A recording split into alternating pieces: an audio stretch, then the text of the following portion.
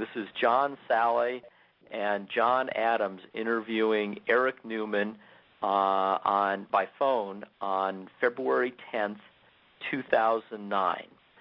John, why don't you go ahead? Okay.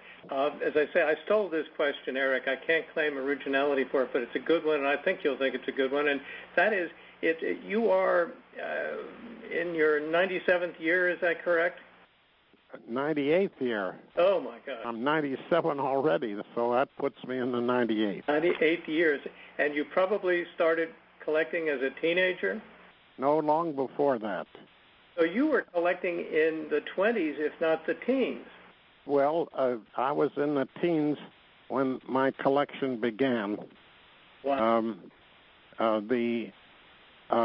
My grandfather gave me an 1859 cent, and when I was 7 years old, that would be 1918, and I had a little desk, and I tossed that coin into the desk and paid no attention to it, whatever.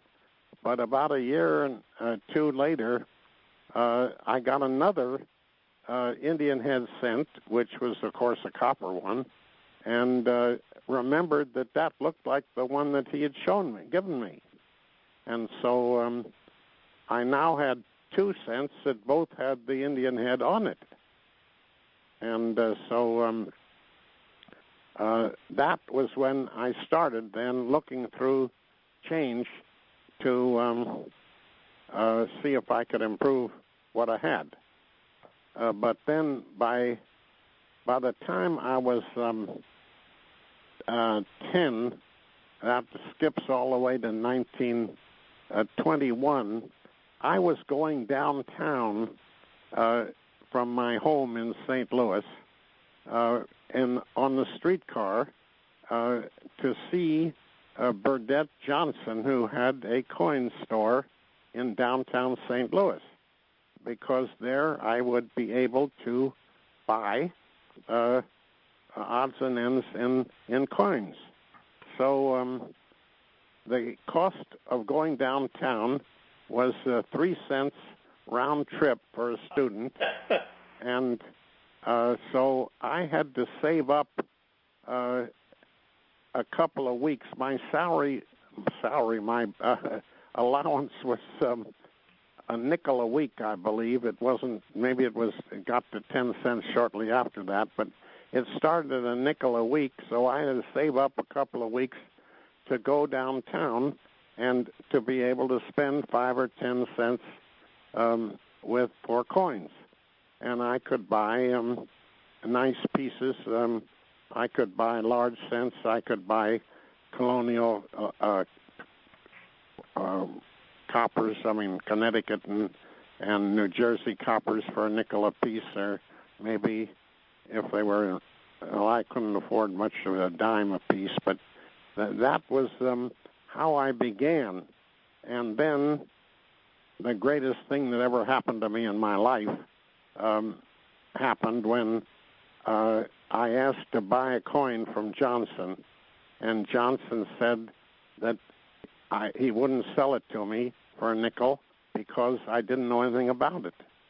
But he gave me a book, and he said, if you would take this book home and read it, and then come back the next time and return the book and recite to me the history of this coin, then I will sell it to you. Now, that changed my life. Just think of that, a simple little incident of that nature. So each time I needed to buy a coin or had the opportunity to do so, he would give me a book, and I would take the book home and read it and come back and return the book to him and then I was able to buy the coins. So in that way, I was educated by probably the most knowledgeable person in the professional coin business at the time. No offense, but what was the most knowledgeable person in the coin business doing in St. Louis?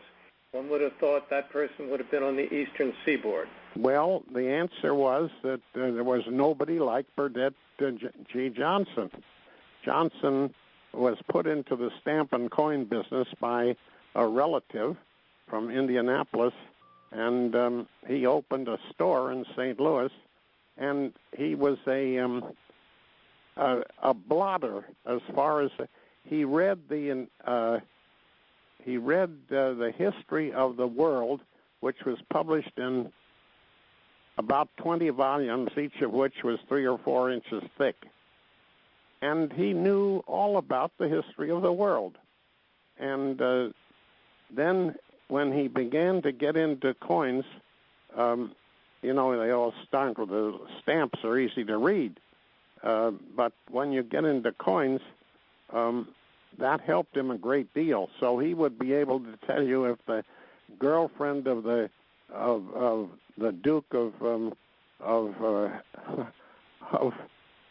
Austria, or whatever you name it, in 1200, he'll tell you.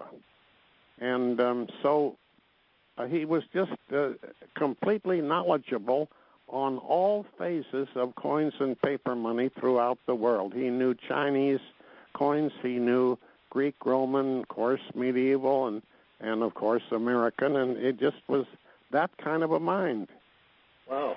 And so I had a more or less genius teaching me, and he was he was a good friend of everybody in the coin business. In other words, he was selected, as you know, to get rid of half of the Brand estate because the two Brand brothers who inherited it, they picked one of them picked Armand Brand, picked Johnson, and the other fellow didn't. He had so many difficult women situations that the other part of the family didn't have much to do with him. But he knew Waite Raymond, of course, intimately, and all of the people in Europe. Johnson went to Europe every year, and he would buy items from the European dealers and bring them home and make a profit on them in America. Likewise, he would go to see Mill, B. Max Mill in Fort Worth every year, and Mill would sell him at usually 10 to 20% more than he paid for the coins, and so Johnson would help be prosperous by virtue of Mill selling him that material, and he'd pick out all the gems and bring them home and sell them. So that was so Johnson and I became very, very close friends, and as I became a Boy Scout then in the very early, and I gave lectures on coins, usually United States coins, because that was the only thing that I was trained in. Well, he certainly was a heck of a talent scout, in addition to being a knowledgeable historian. Well, he was just an amazing man, and everybody came to see him. The two Stack brothers came to see him.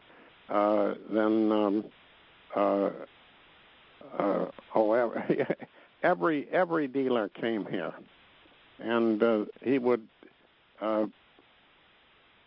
let them go through his items, which were all in little envelopes, and then make out an invoice for whatever they bought, and send out a lot of material on consignment.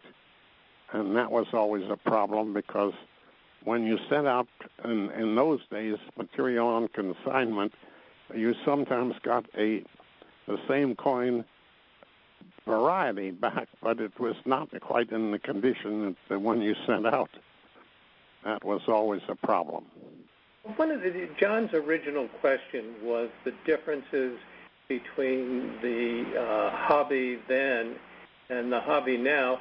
And one of them, from the sound of it, is that people like Burdette Johnson and Waite Raymond maintain these huge inventories. and it was their stock, if you will, that perhaps was more of a rich resource for collectors than, let's say, auctions, or certainly there was... Oh, very definitely. They had enormous quantities of inventory, and that was very important. And every now and then they would have an inventory of someone's collection. Now, for example, when the Brand collection, when Horace Brand died and left it to his two brothers, as I told you, the Armand Brand portion of the collection was inventoried and sent to Johnson, and it was in his safe deposit boxes, and he sold it on a 10% commission basis over the many years. So it was always, everything was so-called in his inventory, and he'd send it out and send it back and remit the money when he sold it. But that sometimes took a reasonable period of time. So I was very fortunate when I wanted to see a particular coin and study it a little bit, and he taught me how to study it. He'd take me to the safe deposit box, and we'd pull out a Brand coin or something of that sort, and boom, I'd get to see all the gems that ordinary people wouldn't be able to see. What was the progression from Indian head sets? What did you go to next and then next?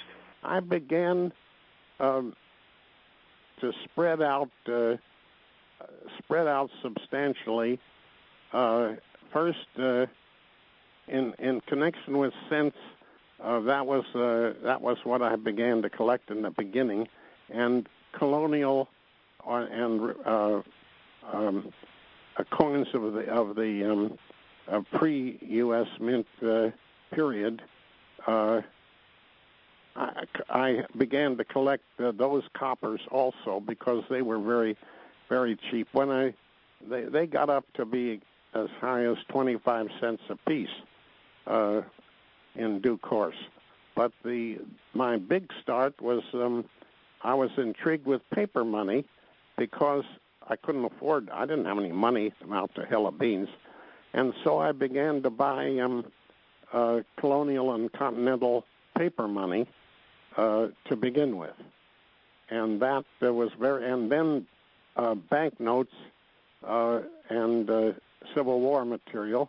We could buy banknotes from all over the country, and sometimes it would be too expensive for me to pay 75 cents to $1. So we had a lot of banknotes for 25 cents to 50 cents a piece.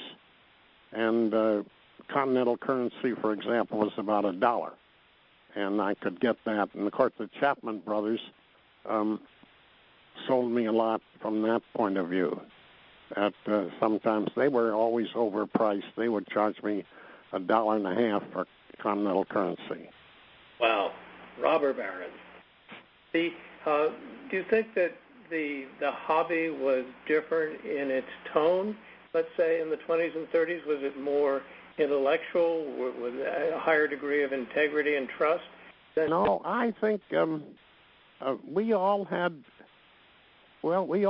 different opinions. You have to be careful of everybody because some people were bright and knew. Some were out to make a buck rather than worry about anything. And you had promoters. You had, for instance, B. Max Mill was a promoter. He didn't know anything about coins, but he was a master at all this stuff and in selling it. And he used the 1913 nickel as a come-on, and this got him tremendous correspondence. Waite Raymond was much more intelligent, and then you had a number of very money-oriented, money to earn oriented dealers who were out to make the buck, and they didn't care too much about the intellectual side. But of course, very early in my life, I got involved with the American Numismatic Society, and that was intellectual, very intellectual, and I was very lucky to be welcomed there because I took Wade Raymond, for example, up to Machen's Mills. He drove me in his Cadillac when I was a young man, and so that was big stuff for me to ride in his car, and I took him through the woods and to the lake that furnishes the mill race for the Machen's Mills, because I had studied the drainage of the Orange Pond and so forth. And then as this is the way things change. I'm just giving a little preliminary of my life because it's so strange. Inspiring. That's strange. Go ahead. Huh? I say it's inspiring. I'll get back to your questions, but I just want to get this preliminary out of the way. Then the luckiest thing that ever happened to me in my life happened, and that was the Edward Howland Robinson Green collection. As you know, Hetty Green was the Witch of Wall Street, and her infamy was known throughout the world as being tremendously tight and so forth. But very little was known by her about her son, Edward Green, and he couldn't marry until he was 47 because she didn't like the girl he wanted to marry, and so he never had any children, and he had to go on everything alone. And when she died, when Hetty died, then he got this enormous amount of money, and so he bought everything that intrigued him, and he bought giant quantities of coins through Wade Raymond and through anybody else that would buy them in bulk. He never looked at them, and he bought stamps. He bought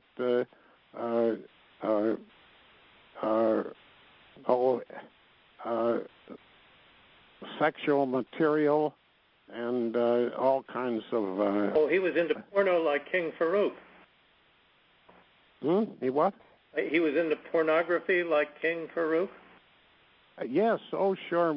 Chastity belts was one of his collections, and he got some porno, but everything. He was interested in radio. He was interested in everything, and so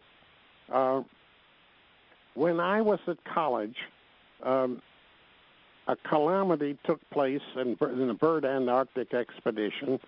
Antarctic.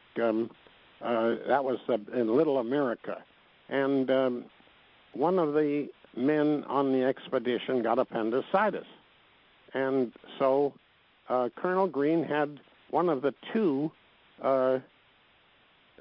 radio stations that could reach Antarctica about 20% of the time.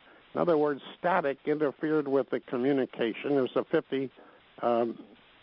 50,000 watt radio station that he had at Round Hill, Massachusetts. Well, anyhow, when this guy got, when he got appendicitis, they were underground, and they heated the underground area with oil stoves. With the oil stoves would be under the ice in their room, and they vented through a smokestack at each corner and an air intake at each corner, so that the oil stove would feed the air coming down one tube, burn, and the smoke would go up the other, and they could get those rooms up to underneath. They could get them about a little zero, a little above. Ordinarily, they'd be 40 below zero. So when this guy got appendicitis, they had no doctor.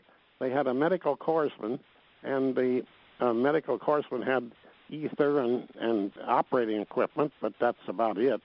So Colonel Green communicated with them and they said, "What are we going to do? This Korsman has never done an appendicitis operation, and here we got the problem."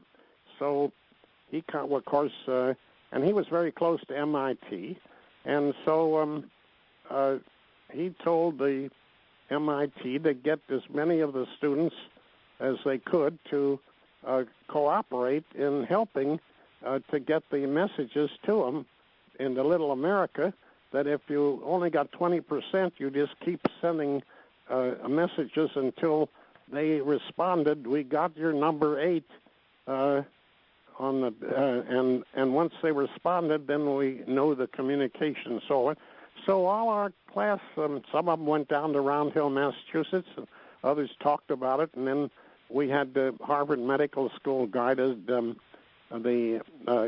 investigation into Finland and Siberia and so forth, where they had medical problems that were terribly cold situations to operate in, and learn from them. And so we had a lot of fun trying to help a little bit. Well, it was just because we had people that could know a little bit about radio. You see, then everybody was just a crystal set operator. Well, anyhow, I didn't do anything much, but we talked a little about it, and I helped whenever they needed something. And of course, the MIT boys immediately, and everybody knew it, you couldn't use ether and have the oil stoves working, because you'd blow up the patient and the and the room itself. So of course, the decision was made to put out the oil stoves completely and then use the ether. And we found out that wrapping a person's body in 2 inches of felt would keep the person warm long enough to do an operation.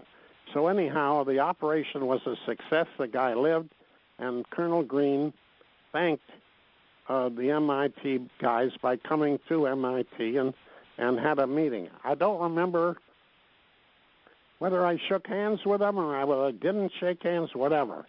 Did he know you were a fellow numismatist? Huh? Did Colonel Green know that you were a coin? No, I didn't know he was a numismatist. I know nothing, absolute nothing about his coins before he died. Absolutely nothing. I never heard of his coins until long after he died. So, of course, then the miracle happened. I decided after he died in 1936, I wrote, I guess in 1939 or 40, somewhere right in there, wrote a letter to the Chase National Bank, which was the executor of his estate, that I wanted to buy a $5 United States demand note from St. Louis for my collection, and wrote a very polite, nice letter to the executor. And 6 months went by, and I never got an answer.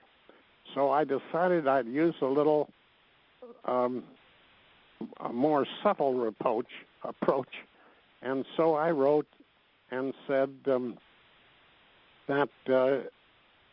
I don't know what I said. I had seen Colonel Green, and I intimated in one way or another that it would be nice that Colonel Green would like it if I got this $5 note. So anyhow, 3 months later, I get an answer. We do have the $5 note, and it's in a group of about 40 other United States issues, and they're $600, and we can't break up a group. Well, I couldn't afford the $600, so I asked my family, and they encouraged me, and so we raised the $600, and I bought this little group of United States paper money. What happened, of course, is I brought it down to my friend B.G. Johnson and says, look what I bought. I got my $5 demand note, And I got this. He says, my God, everybody in the United States has been trying to buy from the Green Estate. Can you get more? I said, I don't have the money to get any. So Johnson said to me, look, we've known each other for years, and you know that I know you're honest because you've always been that way, and you know I'm straightforward. He says, I'll offer you a deal. Can you get more? I said, I'll go up and see. I'll write and ask if I can bet more. And he says, I'll put up the money. If you can put up any, you can, but I'll give you enough money to put up. And we will buy whatever coins seem reasonable. And you can choose. I'll put them at a retail price, and you can choose whatever you want to take for your collection, and then I'll choose an equal retail price from what's the others. So you have first choice. And then he said there'll be plenty left over, and I think I can make enough from selling what's left over to share with you and apply to the cost of your coins. So no deal has ever been made like that in numismatic history, I don't think. So here I had all my coins being paid for me, and to select what I wanted first, and Johnson would straighten the matter out for me. Wow. So I bought quantities and quantities of the green collection, and of course that added to everything. Now that's the main portion of my life. Now you can ask me some more questions.